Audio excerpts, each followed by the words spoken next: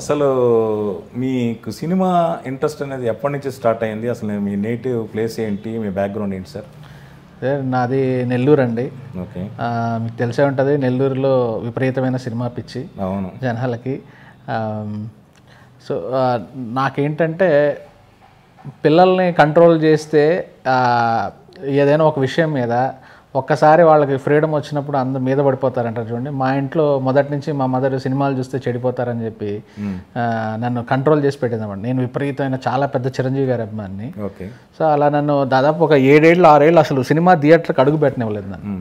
సడన్గా నాకు 10th అయిపోయి ఇంటర్మీడియట్ వచ్చాక ఫ్రీడమ్ రావడం మొదలెట్టింది. సో అక్కడ తొలి ప్రేమ సినిమా నుంచి మొదలు పెడితే ఇంకా విపరీతంగా దాదాపు నా లైఫ్ నిద్రపోయే టైం తప్ప కాలేజీలో కంటే కూడా థియేటర్లో ఎక్కువ ఉండేవాడిని. అంటే 1998 జూలై నుంచి మీ సినిమా పిచ్చి పీక్స్కి వెళ్ళిపోయింది. ఇంకా దాని ముందు సినిమా నాలెడ్జ్ విపరీతంగా ఉండేది. చిరంజీవి సినిమాల వరకు పర్మిషన్ ఉండేది.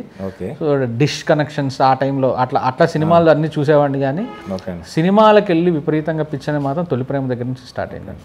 మీ నాన్నగారు ఏం చేస్తుండేవాళ్ళు అండి? మా ఫాదర్ గవర్నమెంట్ ఎంప్లాయీ అండి, సెరికల్చర్ డిపార్ట్మెంట్, పట్టు పరిశ్రమ. ఓకేనండి. అంటే మీ నాన్నగారు మీరు సినిమాల పట్ల మీద ఉన్న పిచ్చిని ఆసక్తిని ఏమనేవాళ్ళు అండి? మా నాన్నకి విపరీతమైన పిచ్చి, సినిమాల పిచ్చి. మా నాన్న నాగేశ్వరరావు గారి ఫ్యాన్.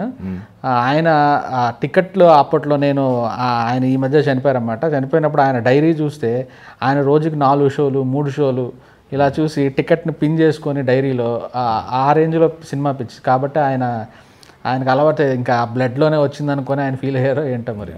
అంటే ఈ మధ్యకాలం మీ నాన్నగారు చనిపోయినప్పుడు మీరు చాలా ఎమోషనల్గా డిస్టర్బ్ అయ్యారని విన్నాను. అంటే నిజానికి మీరు చాలా యాక్టివ్గా ఎనర్జెటిక్గా ఉంటారు. అంటే తండ్రి దూరం ఉండడం డెఫినెట్గా బాధే.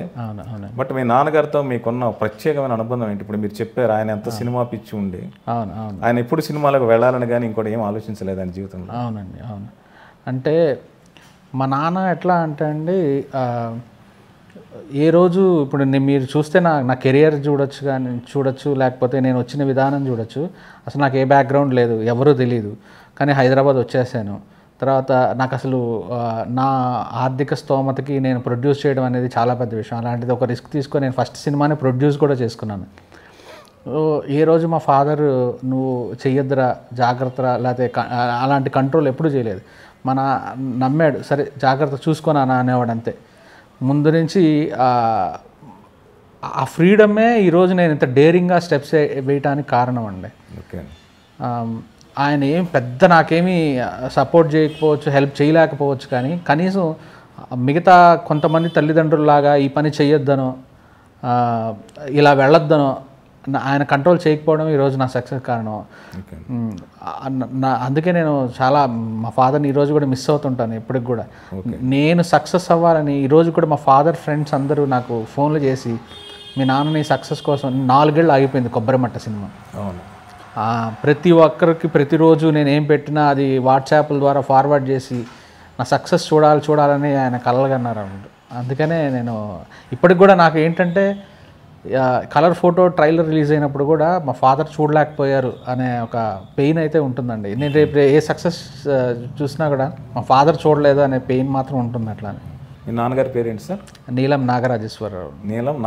రాజేశ్వరరావు.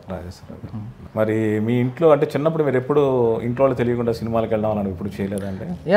తొలి ప్రేమ సినిమా చెప్పాను కదా ఫస్ట్, ఇంకా అక్కడి నుంచి స్టార్ట్ అయిపోయిందండి. అంటే అప్పటి వరకు సాయి రాజేష్ అంటే చాలా పిరికివాడు, చాలా భయస్థుడు. ఎప్పుడైతే వీళ్ళ మాట వినాల్సిన అవసరం లేదు, ఇంకా వినడం మొదలెడితే నేను ఏ ఇంజనీర్ గానో లేకపోతే ఏ గవర్నమెంట్ ఎంప్లాయీ గానో సెటిల్ అయిపోతానని నాకు అర్థమైందో అప్పుడు ఎదురు తిరగడం స్టార్ట్ చేశాను. అక్కడి నుంచి సినిమాలు విపరీతంగా ఇంట్లో చెప్పకుండా చూడడం, చెప్పాల్సిన అవసరం లేదన్నట్టుగా చూసేసానండి సినిమాలు. మీరు ఎంతవరకు చదువుకున్నారు సార్? నేను డిగ్రీ వరకు చదివాను. డిగ్రీ. ఓకే. అంటే డిగ్రీ చదువుతున్నా కూడా మీ మనసు సినిమాల మీదే ఉండేదేమో, లేక స్టడీస్ మీద ఫోకస్ ఉండేదేమో? నేను 10th వరకు మా క్లాస్ టాపర్గా ఉండేవాడిని అండి. తర్వాత ఇంకా ఇంటర్మీడియట్ వచ్చిన తర్వాత చిన్నగా అసలు ఎగ్జామ్స్ కూడా మానేశాను అనమాట. నేను చదివితే వీళ్ళు నన్ను డైరెక్టర్ అవనివ్వరు. ఓకే. అనే ఒక అంటే చదువు రాకపోవడం డైరెక్టర్ క్వాలిఫికేషన్ నా ఉద్దేశం. అంటే చదవగానే కన్విన్స్ చేయటం మొదలెడతారు కదండి ఇంకా. ఓకే. సో నేను చదవను, నేను డైరెక్టర్ అవ్వదలుచుకున్నాను. ఇది ఇంత మొండిగా ఉండేవాడిని. ఓకే.